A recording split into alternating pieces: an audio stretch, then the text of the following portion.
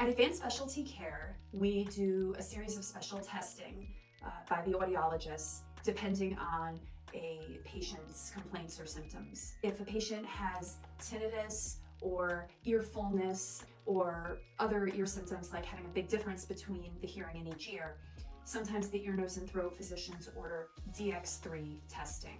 DX3 testing involves otoacoustic emissions, or OAE, electrocochleography, or ECOG, and auditory brainstem response, or ABR.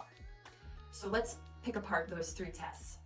The first test, OAE, is quite brief. It involves a small silicone tip put up to the opening of the ear canal, and the patient hears a series of tones. They're not very loud, and the machine puts sound into the ear and then measures what comes back.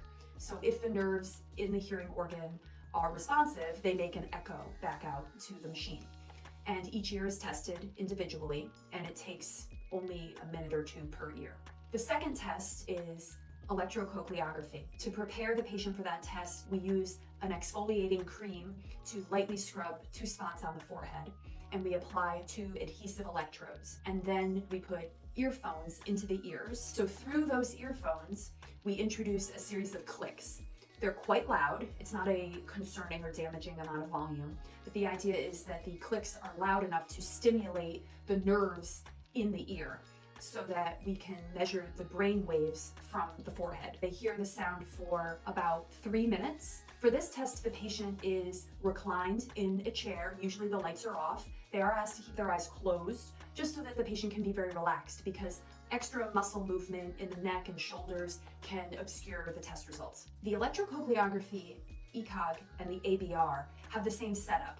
We, again, lightly scrub the entrances to the ear canals, and we insert earphones into the ears. And then we introduce a different set of clicks for another 4 or 5 minutes, and that's measuring a different part of the nerve path for the auditory brainstem response. And they just lay or sit quietly while we accumulate this data. So when a patient comes in for the DX3 testing, there's an additional test that we sometimes complete if a patient is experiencing dizziness. When we schedule a DX4, that test encompasses the first 3 tests, but then it also adds a 4th test called VNG. It stands for Video Nystagmography. So the VNG is a series of very small subtests, and the audiologist gives instructions before each test. For the initial part of the test, the patient sits in a darkened room and wears a mask or a headset that has an infrared camera. The infrared camera can measure eye movements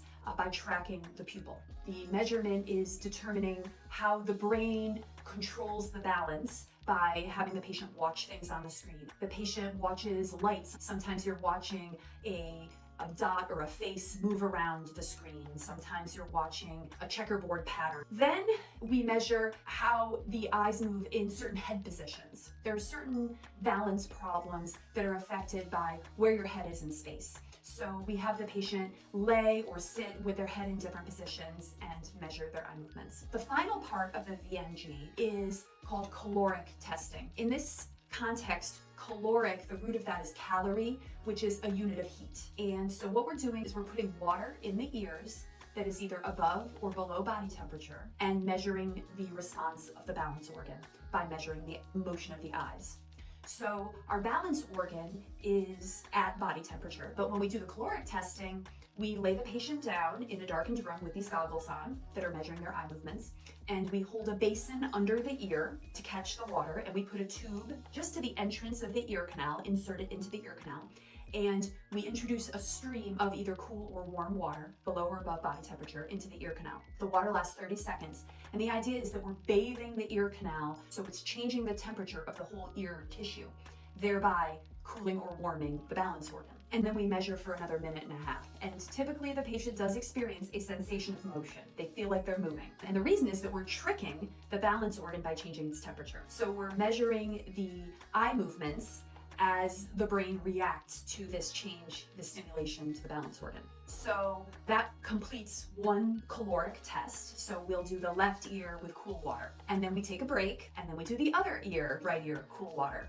and that subtest lasts another 2.5 minutes. And then we take another break, and then we do the same thing, left ear, right ear, with warm water. And so for each of these 3-minute subtests, the patient has a sensation of motion. They feel like either the chair is spinning or that they're moving, and it can be uncomfortable, that feeling, that sensation of motion, but we try to distract the patient as much as we can and try to reassure them that once the test is over, they feel back to normal. Occasionally, patients will have someone drive them home if they have a really strong reaction, but that's very uncommon. Maybe 1 in 20 patients need someone to drive them home. And that completes the VNG portion. After the caloric testing, we sit the patient back up. They typically have a little bit of water still in their ears, so we'll just give them a tissue for them to dry out their ears. Typically, they come back in a week to review the test results with the ordering physician. The audiologist communicates the test results, the raw data, to the ENT, and then they dispense the results to the patient.